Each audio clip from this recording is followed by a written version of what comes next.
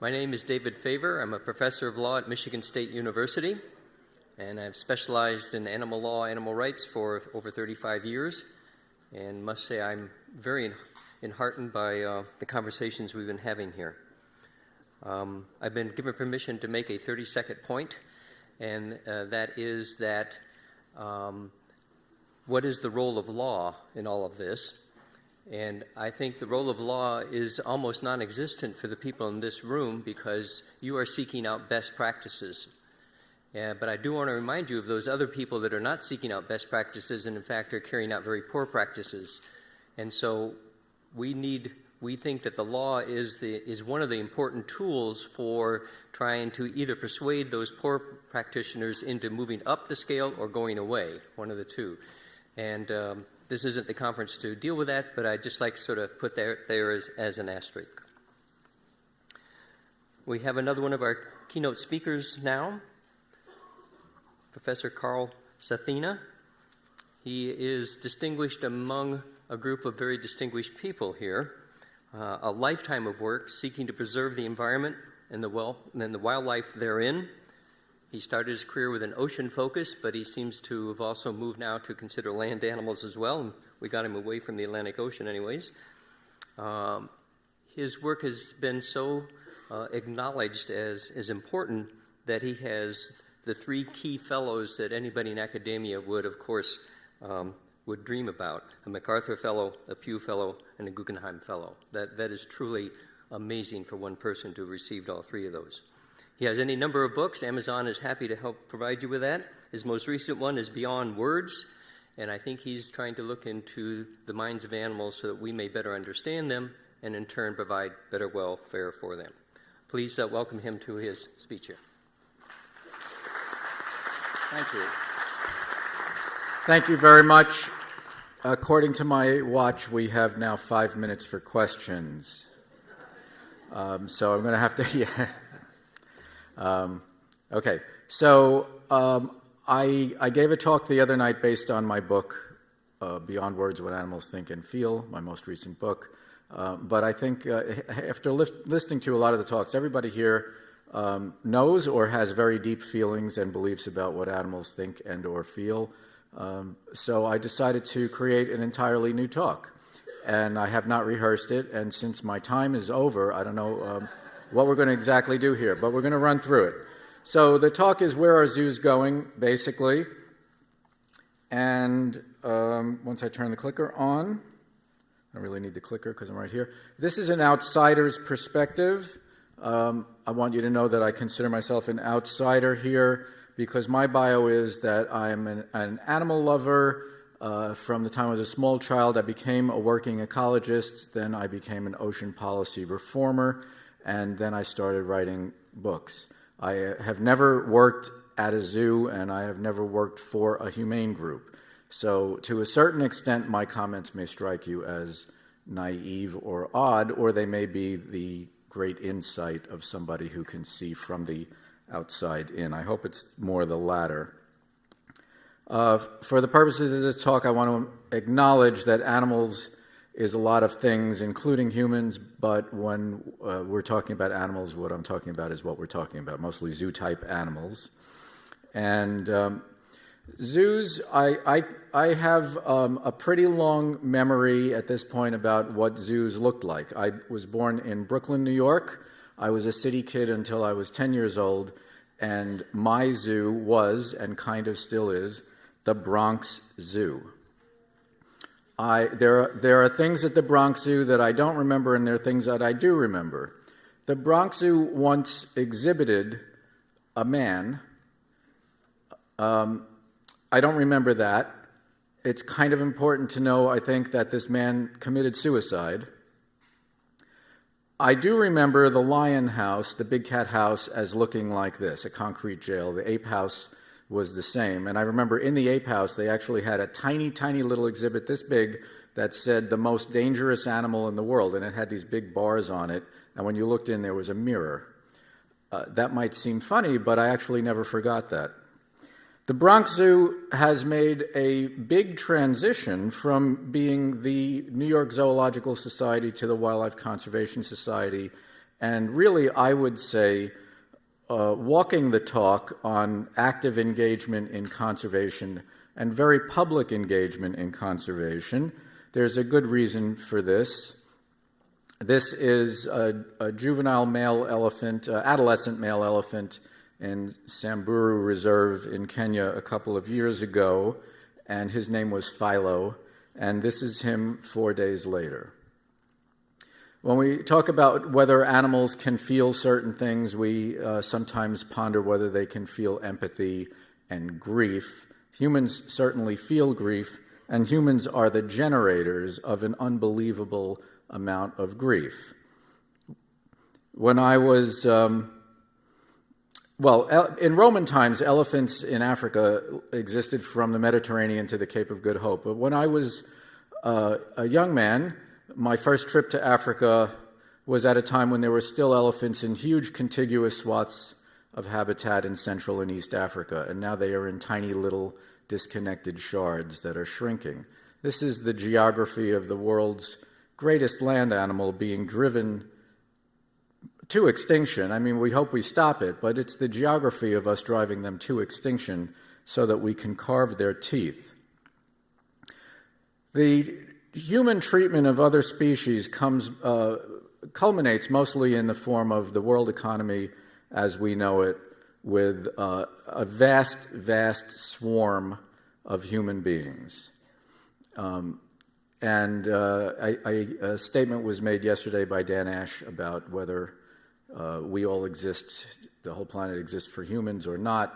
I wasn't sure if that was his view or he was expressing the operating view of humanity. It's pretty much the operating view of humanity. I don't share it. I think the world would be a lot better with 1/10 the number of people on it. I think humans would be a lot better with 1/10 the number of people. We've taken unbelievable amounts of wildlife habitat. There were once 60 million bison in North America. We converted their land and the native people's land to farms, a very good thing for the numbers of European arrivers, and not such a good thing for the remnant bison. There were at one point, I believe, I'm not sure if this is exactly the right number, 23 bison left in Yellowstone and a dozen or so at the Bronx Zoo. So very early on, the Bronx Zoo was an important institution for the reintroduction and survival and salvation of this iconic and major American animal. Worldwide, if you look at thousands of populations, this is 14,000 populations of almost 4,000 species, you can see that since the first Earth Day, not since before Europeans started exploring the world, but since the first Earth Day, we have reduced populations of wild things by about 60%. Another way of looking at this is that I believe it's inescapable that humans are now incompatible with life on Earth, because if you just look at what we are doing, everything withers against the onslaught that we represent. If you look at the proxy for animals, look at the extent of forests, the extent of grasslands, quality of fresh water, abundance of things in the ocean, everything is at its all-time low because of us. Not a great thing to have on our resume. And here we go. So here are the headlines. Primates are going extinct. The ocean is going extinct. The Great Barrier Reef is being turned to trash. Animal extinction spiking like crazy. So given that we the humans have created a catastrophe for life on Earth, are zoos relevant? Are humane groups relevant? Are they beside the point? Or are they crucial to the solutions? And what is the role of all of the groups who professionally profess to care about animals? We are in a different era than we were in the mid-1800s when people started establishing menageries. Things are changing, and they're changing very rapidly. Basically, animals, as it says there, animals are pretty much screwed right now. We have zoos, we have humane groups, and we have an extinction crisis. So does that mean that these groups are helping but not succeeding, or does it mean that they're not really helping? But I think that the need to succeed among everyone who cares about animals is the common ground. And the arguments that we have about how to approach that are arguments that we should have. But that doesn't make us enemies. We are the only comrades. And I think that we need to understand that we may come from different countries, but we need to be allies. We can't see ourselves as in different camps and enemies. That is something we simply cannot afford. Sometimes, not here much, but sometimes I hear things that I think are not very helpful. I hear things like zoos are cruel. I hear people say, I hate zoos, a cage is a cage. And I think that for people who profess to love animals, further dividing anybody from other kinds of living forms, from other living beings, is not helpful during an extinction crisis. The more that animals seem irrelevant, the more they will be irrelevant. Because the fact of the matter is, as I think I have on a different slide that might have been out of place, that animals don't, people don't need animals. You know, we don't need elephants, we don't need apes, but elephants and apes need us. It seems to me that a lot of people who hate zoos have no trouble seeing animals whenever they want to. But not everybody gets to do that, and most zoos are urban institutions. That is literally me when I was 5 years old, and that's pretty much what my world looked like. I didn't see a tree that wasn't planted by a person till I was 9. There's a lot of debate about wellness and whether animals can live well enough in zoos. It's obvious that they can live in many ways better in a zoo. They can live longer, they can be safer, they can be comfortable. But animals in zoos are gone from the world. Unless they're part of a breeding and reintroduction program, they are as dead in a zoo as they are if somebody had shot them. But they can perform an invaluable service, and so can zoos. Zoos can help conservation, but zoos can never be conservation. The living world is much, much too complicated to bring it inside, breed it, and think that you're saving it, or think that you're going to put it all back out once there is no place for it. I believe quite fervently in Thoreau's dictum, because I do care about these creatures, even though we don't need them to live. There are no elephants in the Western Hemisphere. There are plenty of people. We don't need elephants to live. So, as I mentioned, I think the people who care the most about animals should be trying to facilitate human interaction with animals. Being successful at abolishing all the zoos would leave us with factory farms and all kinds of other cruelty, including urban kinds of animal cruelty, such as using animals for fighting. And as a lot of people know or feel intuitively, zoos and contact with animals can gentle people toward animals. Dog fighting is not a gentling kind of a thing. Going to the zoo is. But do zoos actually do that? Is that what zoos actually focus on doing? A weird thing is that as everything is getting worse for the living world, the public is more focused than ever on animal welfare. As we are getting more and more disconnected, there are these countervailing forces that strike me as confusing and complex and a little bizarre. We have people who are incredibly focused on individual animals, especially ones that have names like Cecil the lion or Marius. But, lions have declined 75% in the wild in my lifetime. Giraffes, we've heard, are the fastest declining large animal in Africa. Nobody knows that. Nobody knows that. But they can focus on individuals, but the message of what's happening is either just too brutal for people to hear, they just turn away, or they're not getting it. I think it's more the latter and a little bit of the former. One of the talks defined captivity as if you're reliant on your captors to satisfy your basic needs. But as an ecologist, I've studied a lot of animals that die all over the place. I studied seabirds. Seabirds starve to death a lot. They lay a lot more eggs than they can possibly raise in most years. They lay extra for insurance in case it's a good year or in case they lose the first hatch. There are dead birds all over the place. The thing most animals experience is early mortality. That's often what it's like being wild. In addition to having very little chance of reaching adulthood, now they face mortal threats everywhere. When I wrote my last book, I didn't want to write about conservation. I wanted to write about animals and how they think and feel. I went to the most protected populations of elephants, wolves, and killer whales that I could find anywhere, and in every case, they were under constant lethal pressure from people.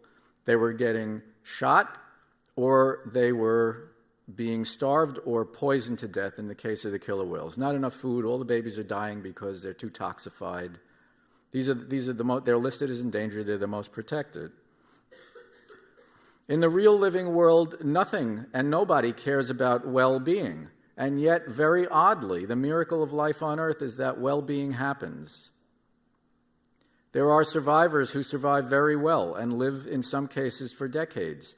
2 terns that I banded were recaptured 25 years later, breeding on nests about 60 miles from where I banded them as chicks. They had made 50 trips, one way or back, to the coast of South America. They've never been in any kind of cover in their entire lives, these little seabirds.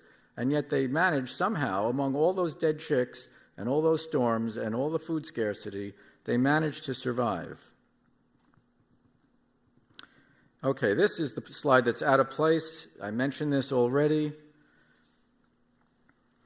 So, to the zoo people, I have a few things that I would like to mention. None of this is particularly news to everybody, but these are the things that strike me as most important. One is that the way to tell a good zoo from a bad zoo is a good zoo works for animals. And to the humane and the animal rights people, I suggest that you can't have animal rights and animal welfare if there are no animals.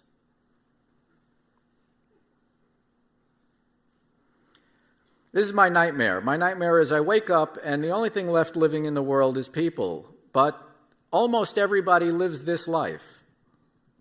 Animals are completely irrelevant, and wild animals are really completely irrelevant to most people. I'm sure if I asked my neighbors, how many species of birds do you think live around here, they'd probably say, oh, maybe about 10. It's more like 300 if you count all the migrants that don't breed on Long Island where I live. People don't see them. How are you going to get people to care about a warbler that they don't even know exists? So if we're going to argue about things like, there should be no animals in captivity, for instance, what is the end point of our retreat from the living world when on the other end of the spectrum we are just killing it and squeezing it completely out of existence? This is what really worries me a lot. Animals were always really important to people. People always lived in, with, among, and by animals. Usually it was the incredible abundance of animals that you could hunt for food to live if you were a member of the original band of brothers, the way that people evolved and human minds evolved as hunter-gatherers. Now we are mostly deprived of that. And as has been said, contact with animals can make us better humans. The tremendous violence in inner cities is partly the dehumanization of being completely disconnected from any other living kind of thing except people.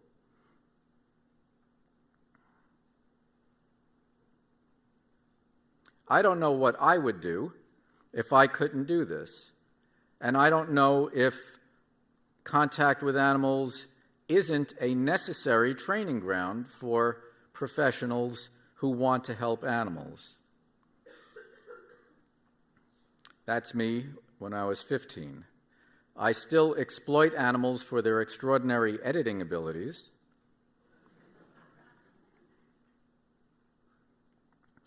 So I think that the goal of all of us in this room should be not to separate anybody from experiences with other animals, any kind of experiences, as long as they're pretty nice ones, that they can get. I think people should be completely tangled up in having other animals in their lives. I know that the word ambassador is a totally dirty word, but to me an ambassador represents somebody who explains their culture and their kind and their needs to somebody else from a different culture. To me, zoo animals were, in fact, always ambassadors. I had an experience at the Bronx Zoo when I was 5 years old or so. I couldn't read yet. I know that because my father told me that's a Steller sea eagle. It was one of the old cages, a cage. The eagle was about 6 feet tall. It was as at least as tall as me. It was absolutely, to me, a completely gigantic bird, a frightening-looking, gigantic thing. And because in those days you could do this, I picked up a stick that I saw on the ground, and I put it through the bars, and the eagle sidled over, and he grabbed the end of the stick, and I tugged a little, and the eagle tugged a little, and I tugged back, and the eagle tugged back. Now I was playing with an eagle. The eagle was engaged with me. That was a watershed moment in my life. A lot of the discussion from the zoo people has been on the focus on welfare, and of course the focus on welfare is fantastic, and zoos have improved unbelievably since the time that the cat house at the Bronx Zoo was like the jail. The last time I was at the Bronx Zoo, I saw a tiger. The tiger exhibit was so naturalized that I saw a tiger sneaking up in the tall grass, sneaking up on a duck that had landed in the tiger pond, with full intent of trying to pounce on this duck and kill it. A long, long, long way from being in a concrete jail. I think that what matters is the survival of systems. The individuals don't really matter. We all die. Species even don't matter because species need context. Without the context, everything will be lost. Yesterday, we saw a series of slides about how preserving big areas of land doesn't work. So now what we're going to do is we're going to have animals coexisting with us around our farms. Well, maybe that's realistic, but it strikes me as analogous to being in a plane that's crashing and thinking that you're getting better and better at flying as you get closer and closer to the ground. So critics see zoos as terrible places where animals are treated cruelly and are suffering. I think there are some reasons for that. One is that zoos and amusement centers have been conflated, literally, and in people's minds. There is no zoo person who is really out there as a public thought figure, like Jane Goodall is or like E.O. Wilson is. There's not a luminary voice from zoos that people can relate to. Zoos are often defensive. Instead of embracing change, they get dragged into change. Then they embrace it. Why not embrace it first? It would make a lot of things easier and better. The AZA standards are mediocratizing, in my view. I may be wrong about that. You guys know a lot more than I do. But in my view, because they try to be a bigger tent, they do not represent the best that's possible in welfare. They make these little mealy-mouthed suggestions about what things should be, and they do not lead. So it makes the AZA, and therefore all zoos, because you can just point to one document, very, very easy for people to criticize. Because the conservation parts of zoos tend to be different from the exhibition parts of zoos, people don't get that zoos do conservation even when zoos do good conservation. There are a lot of critics who remember zoos as the jails I remember and haven't been back in decades, and that's why they hate zoos. Bringing critics in, inviting them in, would probably be a good idea. Not long ago at SeaWorld, somebody put a bouquet of roses on the sidewalk for Tillicum, one rose for every year he had lived when he died, and they arrested her instead of inviting her in for lunch. They arrested her. How stupid is that? Somebody puts a bouquet of roses for a dead famous killer whale, and they arrest her. They call the sheriff.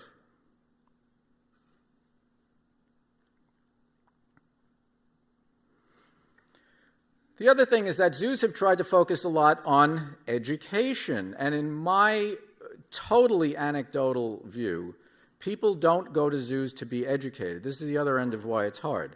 They go because it's a nice place to bring their kids. So reading things about how animals are endangered and this kind of thing is not pitched at the level of those kids in the strollers. Many of the adults are there for the kids in the strollers or because they're on dates, which will result in kids in strollers. Zoos sometimes try to find out how people's experiences were, but I'm not sure that they understand why people do come to zoos, or why people who don't come to zoos, or what they will do after they leave. So I would suggest that this is something that zoos, if to the extent that it's not being done, I think it's really important to learn this about not just what people liked when they were there, but why they came and what they might do. These things have been touched on. I think zoos can be enhancers. They can act as rescue centers. They can become less and less distinguishable from retirement sanctuaries. And I think that they could really focus on children, There are a lot of reasons why that would be good. I think that the best zoos need to lead. We heard that the worst zoos are the worst enemies of the best zoos. That's, I think, totally true. People expect things about zoos. They don't expect zoos that are supposed to be taking care of people of the animals to kill them. This is a difficult thing. Animals breed, I understand all of that, but there is birth control, and I think culling, look at the thing with the giraffe in Copenhagen, oh my God. Amusement rides and stuff like that, theme parks and stuff like that, they don't really go with how good zoos could be. This is something that I mentioned. There's a lot of focus here on wellness as the goal, ultimate wellness as the goal. Wellness is an artificial thing. There is not a focus on wellness in nature. Okay, if you have animals in your care, you should focus on wellness. But wellness, I think, should just be the starting point of all zoos, not the goal. What really matters is that life is able to proceed, and that happens outside, and outside zoos and outside cities. It happens in the real world. But human beings and the human mind relates best to individuals. You have individuals in zoos. They have histories, they have a context. Who are those animals? Where did they come from? That, I think, would be as interesting, I think would be more interesting to most zoo goers than to know that polar bears are endangered. To know that this polar bear had a mother who was shot by somebody and was rescued somehow, I think is as interesting and probably more interesting to many people. I would emphasize that if it was my zoo. Rescue and release, I think, is a function that can be promoted. The active involvement of zoo visitors, I think, is in just giving them a nice experience is very different from getting them actively involved in the zoo, in animals, in nature, in loving the living world, in conservation. I think zoos should feel not like amusement parks ever, but like uplifting places where you feel good. You feel like you've gone to a great place, like you feel in a cathedral, perhaps, but a fun cathedral. So my challenge and my plea to you from the outside looking in is that zoos become true mission fighters for the existence of free-living animals in the real world and become the first stage in bringing young people, recruiting young people into lifelong, engaged, active service of trying to make sure that there is something left. Because unless many, many people work for animals, because we know that billions of people won't, and unless many, many, many do, animals will not withstand us. They're not withstanding us right now.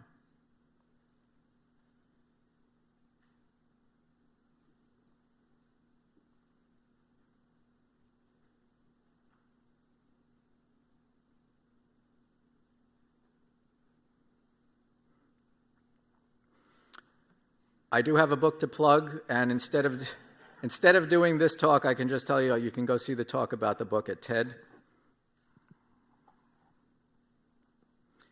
And now it's time for me to run away.